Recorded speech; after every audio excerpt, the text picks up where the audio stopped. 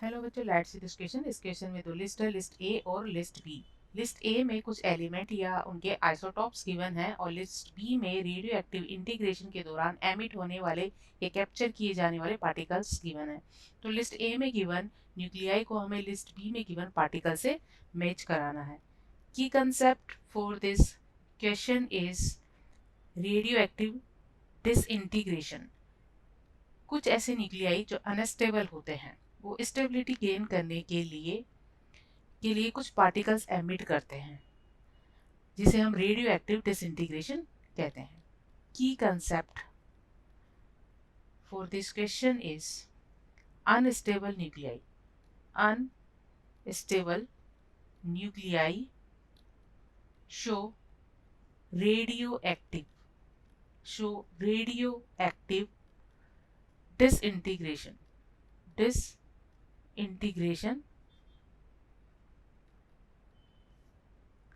and emits some particles. अब unstable nuclei क्या होते हैं? अनस्टेबल न्यूक्लियाई ऐसे न्यूक्लियाई होते हैं जिनके लिए जेड की वैल्यू इक्वल और लेस देन 20 होती है। उनके लिए अगर n अपॉन पी रेशो 1 हो तो ये होते हैं स्टेबल। तो ये क्या होते हैं? स्टेबल। और इनके लिए n अपॉन पी रेशो अगर ग्रेटर देन लेस देन 1 हो या फिर ग्रेटर देन 1 हो तो ये अनस्टेबल होते हैं। अनस्टेबल होते हैं। लेकिन ऐसे न्यूक्लियाई जिनके लिए जेड की वैल्यू ग्रेटर देन 20 होती है, उनके लिए अगर n अपॉन पी रेशो 1 से लेकर 1.6 की रेंज में होता है हो तो ये स्टेबल होते हैं, और इस रेंज के बाहर वो अनस्टेबल होते हैं। तो यहाँ लिस्ट ए में कुछ एलिमेंट्स गिवन हैं।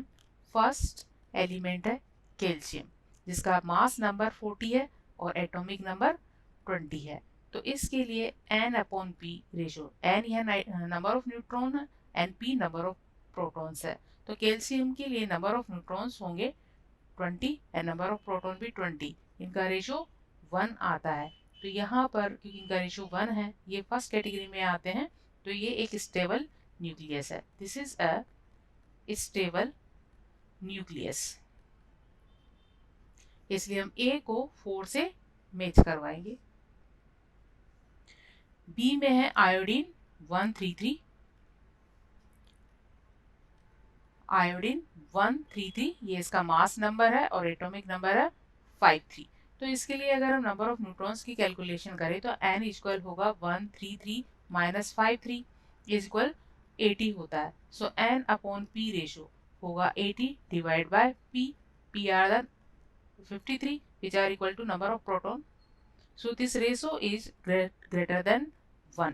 ये रेशियो 1 से ज़्यादा है और ये ऐसे न्यूक्लियाई अनस्टेबल होते हैं, और ये रेडियो एक्टिव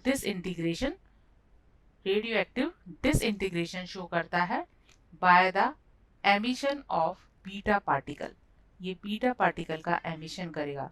आयोडीन 13353 यहाँ से एक बीटा पार्टिकल जिसे हम E0-1 से रिप्रेजेंट करते हैं, जो एक इलेक्ट्रॉन के सिमिलर इस पर चार्ज होता है और मास इसका नेग्लिजिबल होता है।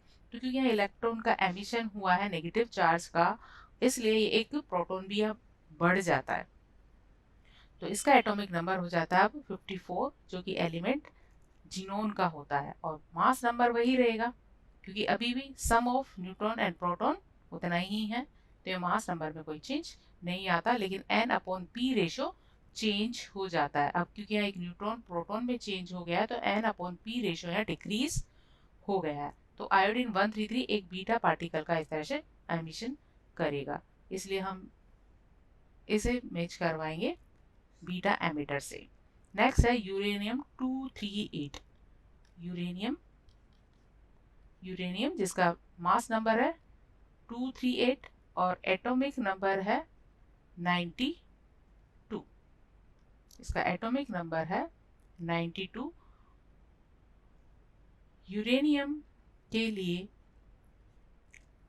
n upon P ratio, N upon P ratio low होता है, N upon P ratio low होता है, तो इसको इंक्रीज करने के लिए, टू इंक्रीज, इसको इंक्रीज करने के लिए यहाँ से अल्फा पार्टिकल का एमिशन होता है। To increase this N upon P ratio they emit alpha particle.